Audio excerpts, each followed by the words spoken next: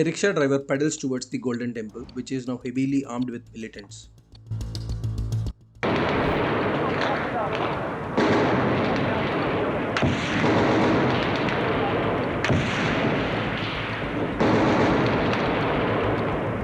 So this rickshaw driver approaches the militants and calmly says, "I'm a Pakistani ISI agent. I'm here to help you," and made them believe him. Not only they let them in, they let him stay inside for 2 days, eating with them, talking with them, studying their leaders, their weapons, their positions, all while pretending to be on their side. The militants think they have gained a new ally. But India has gained something far more valuable. The government cannot risk another Operation Blue Star. They need someone who can walk in, and the man behind the disguise was Ajit Doval, the spy master of India.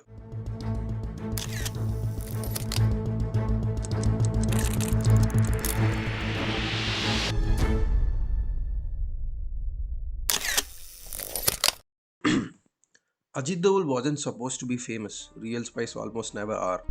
He was born in 1945 in a quiet Himalayan village. His father was an officer in the army, and believe me, he was a pampered kid. He joined the Indian Police Service in 1968, a smart officer on track for a stable, respectable life. But the intelligence bureau saw something else in him. Something they needed, something dangerous. So they sent him to Pakistan, not for a trip, for 7 years undercover. Sir, I heard that you were in Pakistan for 5 years. 7 years. 7 years, wow.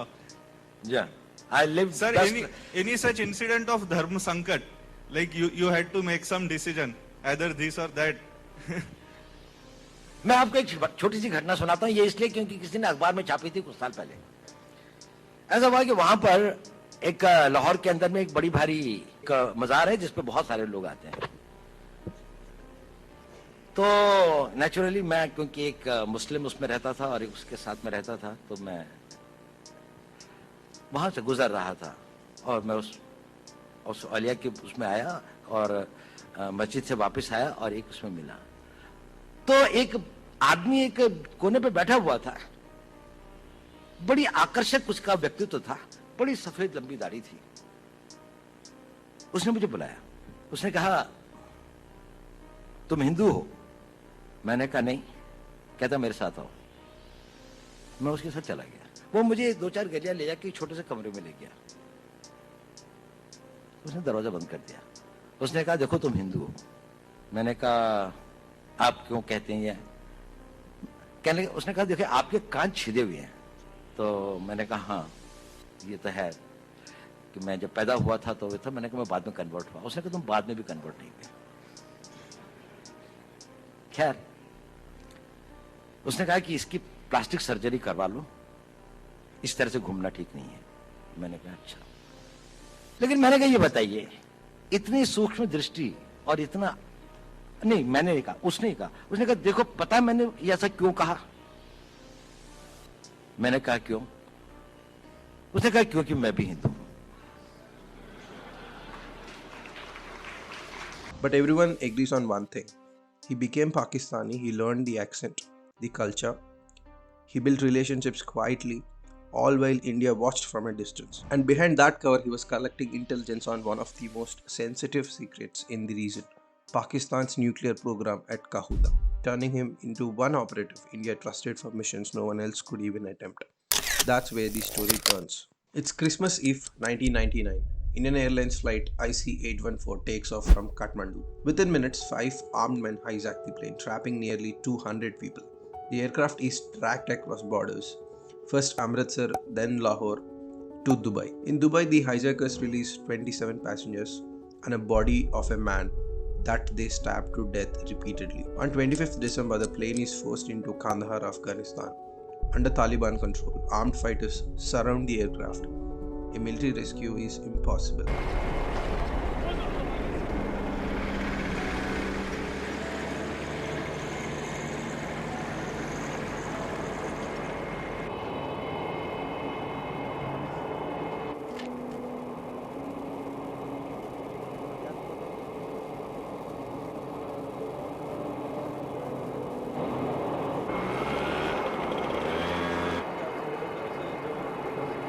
The hijackers demand the release of 3 militants in Indian prisons. One of them is Masood Azhar, India sends a negotiating team to Kandahar. Ajit Doval is a part of it. For days, the standoff drags on. Finally, on 31st December 1999, India makes the hardest call and released 3 terrorists from Indian prisons. The passengers return home and Masood Hazar walks free and later builds Jaish-e-Mohammed, a group behind some of the India's deadliest terrorist attacks. For a man like Doval, who spent his life stopping terror, watching him walk away must have been devastating. But his story wasn't done, not even close. When Narendra Modi became Prime Minister in 2014, his first major move was to appoint Ajit Doval as India's National Security Advisor. That one decision changed everything. Because Doval, a veteran spy master, retired intelligence bureau chief, suddenly stood as the most powerful national security voice in the government. Now, under Manmohan Singh, Pakistan could pretty much do anything, and Manmohan Singh wasn't going to act. I mean, Manmohan Singh just kept taking it and taking it and taking it. This government's not going to do that. Ajit Doval, who is the National Security Advisor, I'm a personal fan of Ajit Doval. He's actually from the spook side of things. He's not a politician. He's a spook. He's a covert operator. He knows how these Pakistanis work, and the Pakistanis know who he is, and they're afraid of him. In fact, they've made this really fabulous film about Ajit Doval, and they call him Ajit Doval. The fact is, Doval has now been reappointed 3 times, making him India's longest serving NSA. That alone speaks volumes. One of the important things in any fight is defining your goal, defining your military objective or a security objective. Now, as far as the tangible security or a military objectives are concerned, they have been achieved. What needs to be done to fight a battle and win a battle is, that is, you have got to degrade the strength of the enemy, and that is their freedom to select the targets, their ability to surprise, their invisibility. It means his vision isn't just a face, it's the spine of India's security strategy. Because under his new approach, India's policy changed from wait and defend to anticipate and strike. Not just response, but prevention. They call it the Doval Doctrine. But doctrines are more than words. And under Doval, India began to believe that sometimes silence isn't safety, sometimes only action speaks loud enough. Let's move to the next chapter and understand more about it. September 18, 2016, Uri. 4 militants attack an Indian army base in Kashmir. 19 soldiers are killed. Now today the nation bid goodbye and the army paid homage to Colonel Emin Rai, who lost his life fighting terrorists just a day after he was honored by the army on Republic Day. His daughter spoke up bravely at his funeral.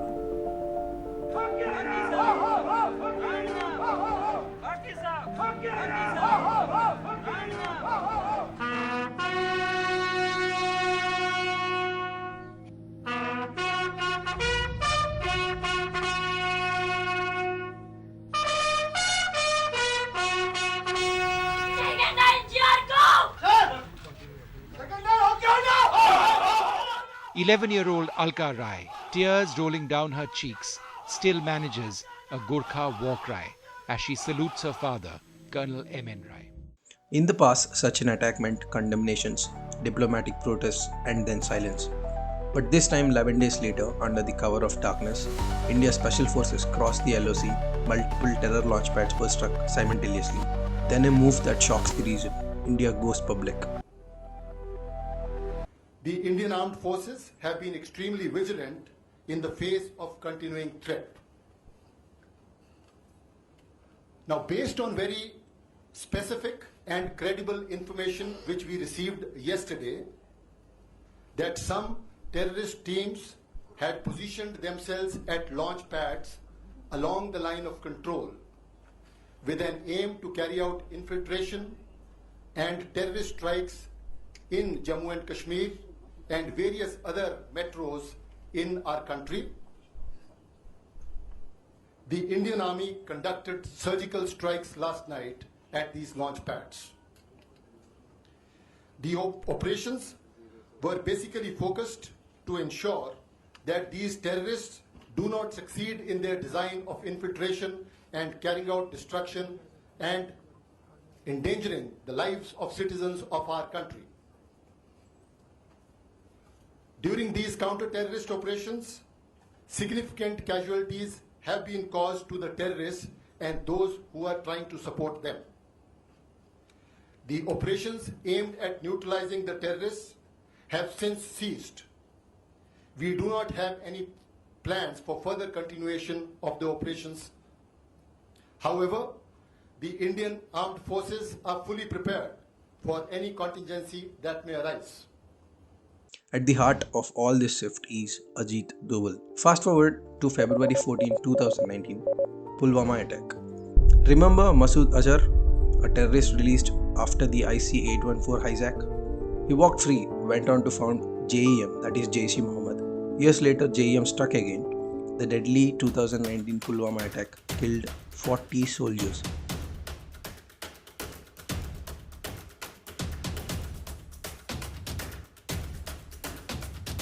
12 days later, on February 26, 2019, Indian jets fly deep into Pakistan territory, first such strike since 1971. Let's bring you details of the Indian Air Force strike this morning. It all began at 3:30 a.m. this morning. It was a large package of aircraft, the details of which we can now share with you. It wasn't just the 12 Mirage 2000 Indian Air Force fighters, though they did play the most prominent role. There was a Netra indigenous airborne early warning aircraft. There were Falcon airborne early warning aircraft. We procured these from Israel a few years back. There were 4 Sukhoi 30 fighters which deployed from the Halwara Air Base to give top cover for these Mirage 2000s as they went into the attack. And there were Illusion 78 air-to-air refueling tankers as well when the strike package went in and came out. What was the target? It was a massive Jaish-e-Mohammed training camp in Balakot, not just in Pakistan-occupied Kashmir. In fact, the target was in Pakistan itself. It was the large camp in hilly terrain, which was densely forested, an area where there wasn't a large population around. On a handful inside the room, the Prime Minister, the service chiefs and Ajit Doval knew what was coming, and Doval gave the order that changed the game. But crossing the line isn't victory, it's a bet. And the real test is whether that gamble holds all shatters is yet to come. Ajit Doval isn't just a spy. He isn't just the man who comes up when there is a crisis. He's been quietly rebuilding India's national security architecture from the ground up. Let's start with Article 370, August 2019. The removal of J&K special status wasn't only a legal decision. It was a massive security operation too.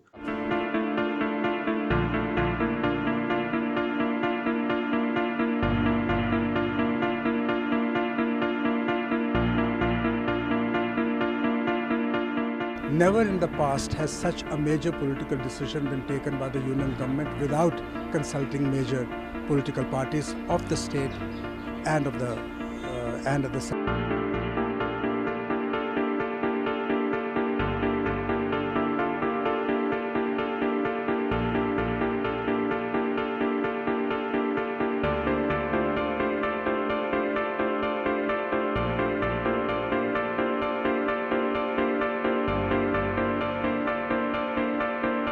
changing the whole system of the state from a full-fledged state into a union territory.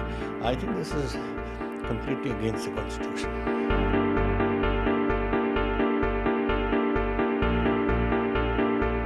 On 6th August 2019, a day before the announcement, Doval arrives in Kashmir. There were no political speeches, there was no convoy for him. Instead, he walked the streets in Sofian, Pulwama and Anantnag. These other districts that was hotbeds of militancy for years. He visits the markets, talks to shopkeepers, listens to the locals, not from behind the desk. He is a man on foot and in person. That's either brave or calculated. Maybe probably both. But what most people don't see is everything happening behind the headlines. Doval has spent years building the machinery of stronger security state. He started MAX, multi-agency centers, to make real-time intelligence sharing between IB, RAW, military and police. He also posed 2 joint task force on intelligence to sync counter-terrorist operations. He also oversaw the rescue of 46 Indian nurses in Iraq in 2014 during the ISIS advance, a mission personally acknowledged by Kerala government and central authorities. And in 2019, Doval became the first national security advisor in Indian history to be elevated to the rank of cabinet minister. That tells you one thing, isn't just advising power, he is power. The man who lived 7 years behind the lines, who walked into a militant fortress and walked out untouched, who watched terrorists walk free and later made sure the cost was paid, who rebuilt India's security playbook from the ground up. That's Ajit Doval, and in my opinion, he is the spy master of India. Who else you will give this title to? Also, thanks for sticking till the end. I know some chapters would have bored because of my nascent editing, but if you learned something, consider subscribing. Also, before you go, I've pinned a question in the comments. It's something I genuinely don't know the answer to, and I love your help there. Please check the question, and if you know it, please comment. Please share your answer in the comment box. And thank you for spending time with me. Bye.